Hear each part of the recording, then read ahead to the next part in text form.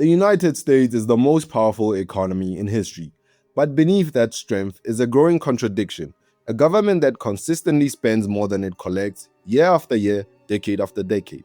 The result is a national debt measured not in billions, but in tens of trillions of dollars. The US didn't accumulate its debt from a single cause. It's the result of several long-running structural forces stacking over decades. Think of it less as one decision and more as a system that consistently spends slightly more than it brings in, then compounds that gap over time.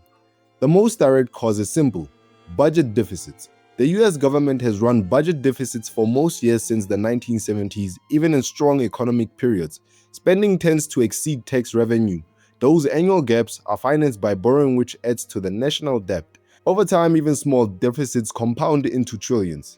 A large share of US spending is mandatory, not optional. Social Security, Medicare, and Medicaid.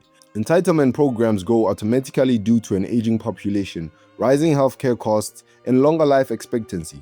Hey, I'm not saying we should get rid of old people. Should we? I promise, I'm just trying to lighten up the mood. I love old people. As I was, even without new policy changes, spending increases year after year.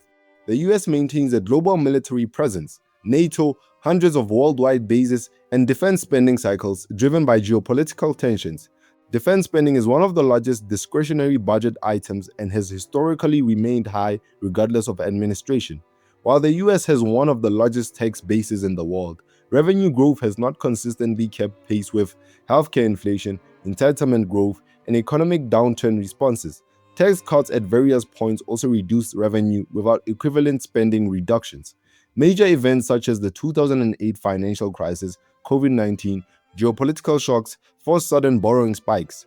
Once debt becomes large, it starts generating its own momentum. Higher interest rate payment, larger deficits, and more borrowing. This creates a compounding loop over time. And finally, political incentives, which favor spending now, costs later. There is a structural bias in democratic systems. Spending delivers immediate visible benefits, but debt costs are delayed and diffused.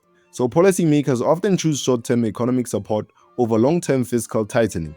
The US debt didn't grow because of one failure. It grew because of a long-term system. So I'm not going to tell you what America should do to fix the debt issue. A, because I already mentioned the cause. All America needs to do is the opposite. And B, the president doesn't watch my videos. Yet. So at individual level, you should position yourself against macro outcomes. You should own assets that benefit from inflation, not cash. Assets like productive equities, income-generating real estate, commodities, and inflation-linked bonds. Stay invested in productive capital, businesses, multiple income streams, and skills that generate income in different regions. Reduce interest rate sensitivity in your personal finances. High sovereign debt often leads to volatile interest rates over time that affects mortgages, credit cards, and business loans. The practical positioning is to avoid excessive variable rate debt, over-leveraging on long-term fixed obligations, and maintain liquidity buffer for rate shocks. You should build income flexibility in debt-heavy economies. Policy responses often include taxation shifts, labor market changes, and sector rotation. Being able to move where income is generated is underestimated. Tax awareness wouldn't do you any harm.